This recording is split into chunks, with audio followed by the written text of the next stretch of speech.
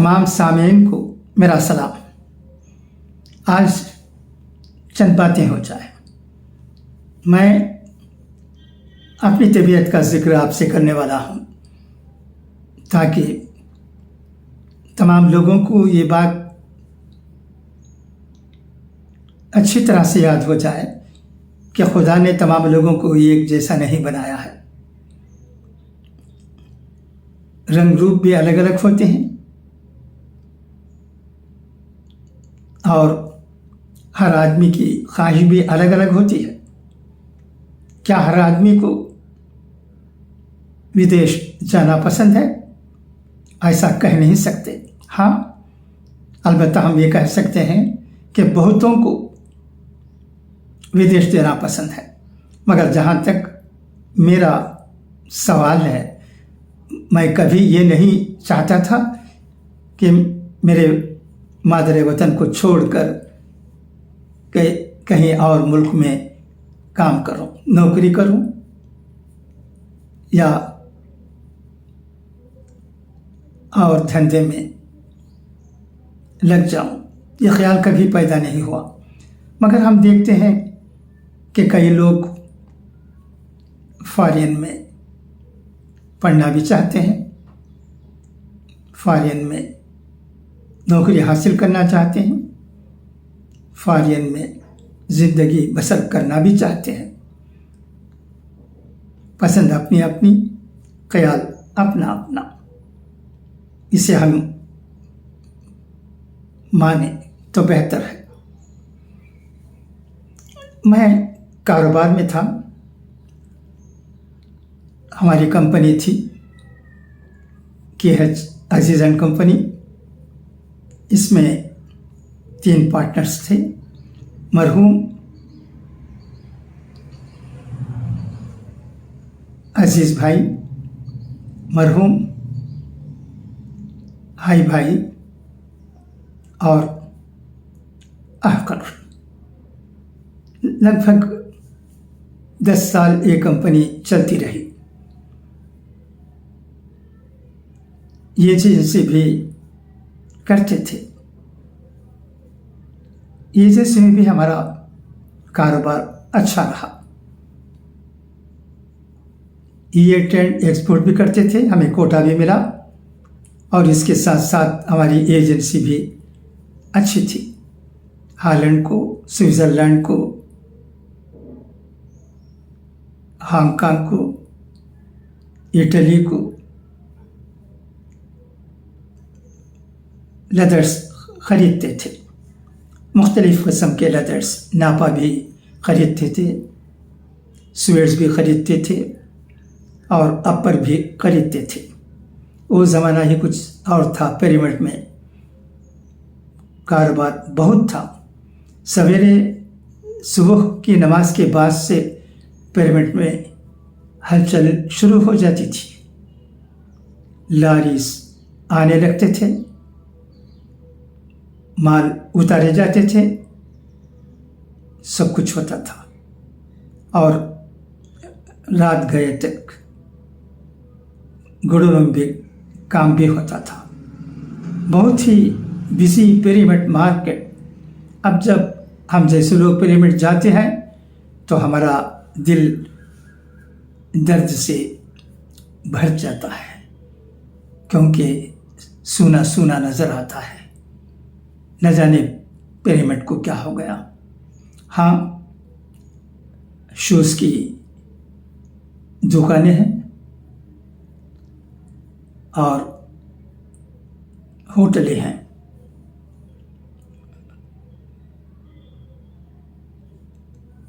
Fast food भी काफ़ी नज़र आते हैं। मगर जहाँ तक ये ट्रेंड गोट एंड शीप और हाइट्स का सवाल है, मैं समझता हूँ 10% भी नहीं होगा। ये मैं इस वीडियो के ज़रिए आपको इसलिए बता रहा हूँ कि आपको जिनकी उम्र 50 से ज़्यादा साल है उनको ये मालूम हो जाए कि वो वक्त कैसा था और ये वक्त कैसा है, याद आ जाए पुरानी बातें। इसके लिए मैं पुरानी बातों को याद दिलाना चाहता हूँ। ये नहीं कि आप नहीं जानते, आप बखूबी अच्छी तरह वाकिफ़ हैं कि चंद साल पहले तक पिरामिड की क्या हालत थी, अब क्या हालत है। और हाँ, हमें इस बात से भी खुशी होती है कि शूज़ फैक्ट्रीज़ बहुत वजूद में आए हैं। आंबूर में भी शू फैक्ट्रीज़ हैं, चेन्नई में भी है। और जो लोग टेल्ड स्किन्स और हाइट्स करते थे वो शूज़, गारमेंट्स और लेदर गुड्स बनाते हैं। KH group, Farida group, NMZ group, Altaf group, NMH group और बहुत सी कंपनियां अच्छी तरह शू बनाते हैं। इन कंपनियों में जो शूज़ बनते हैं वो एक्सपोर्ट होते हैं। क्वालिटी बहुत अच्छी है, एक्सपोर्ट क्वालिटी।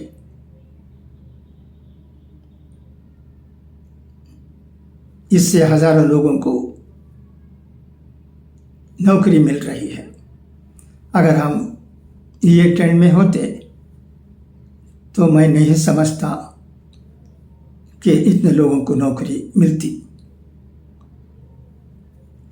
और आंबूर में मुहिब शू भी बहुत बड़ी कंपनी है, वहाँ भी हज़ारों लोग दीगर लेदर प्रोडक्ट्स जाते हैं। ये खुशी की बात है। मगर आजकल लेदर शूज़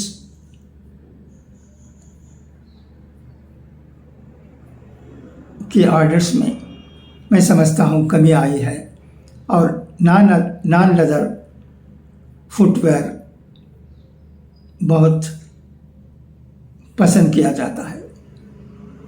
मैं अमेरिका में भी लगभग एक मरतबा जब गया तो 1 साल रहा और दूसरी मरतबा जब गया तो 11 महीना रहकर अब चेन्नई में हूँ मुकीम। उस दौरान मैं अमेरिका में भी देख रहा था कि लेदर शूज़ बहुत कम नज़र आते थे और नॉन लेदर शूज़ ही बहुत नज़र आते थे हर जगह।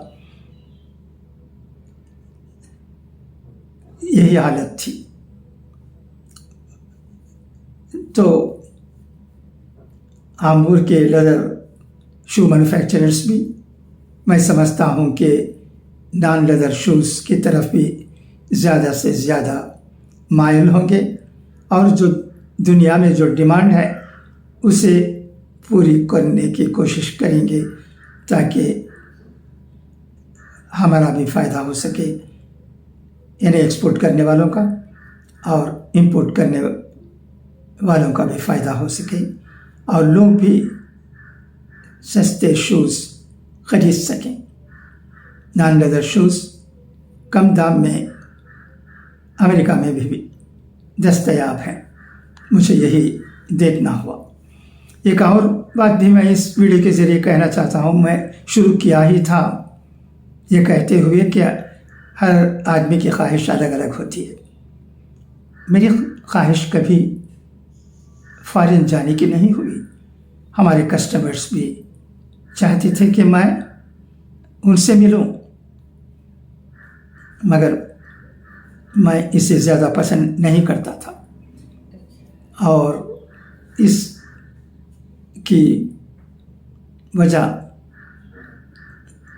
मेन रीज़न यही है कि मुझे कोई ख़ास दिलचस्पी नहीं थी। मैं सोचता था कि राजा जी जैसे बड़े लीडर्स ये चाहते थे कि वो अपने मुल्क में ही रहें, तो मुझे क्यों کہیں اور جانے کی ضرورت ہے. ہاں ضرورت پڑی تو جاؤں گا، یہ اور بات ہے، مگر جب ضرورت کے بغیر ہی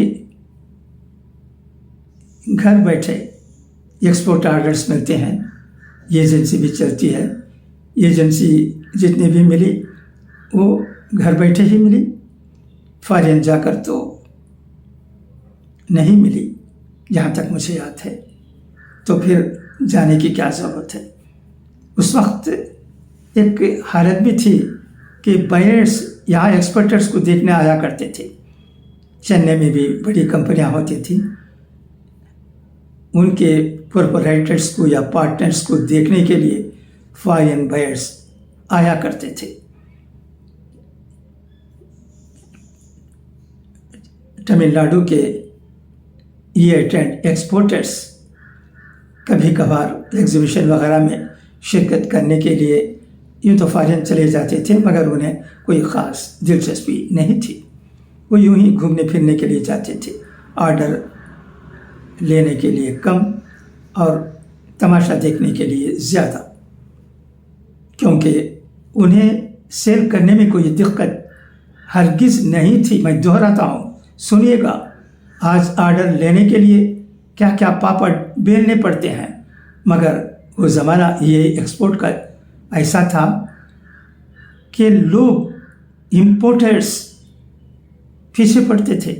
چند بڑی بڑی ایجنٹوں کی کمپنیاں بھی ہوتی تھیں، جیسا دھرم سی پارپیا، ویسٹرن کو، گارڈن وڈراف،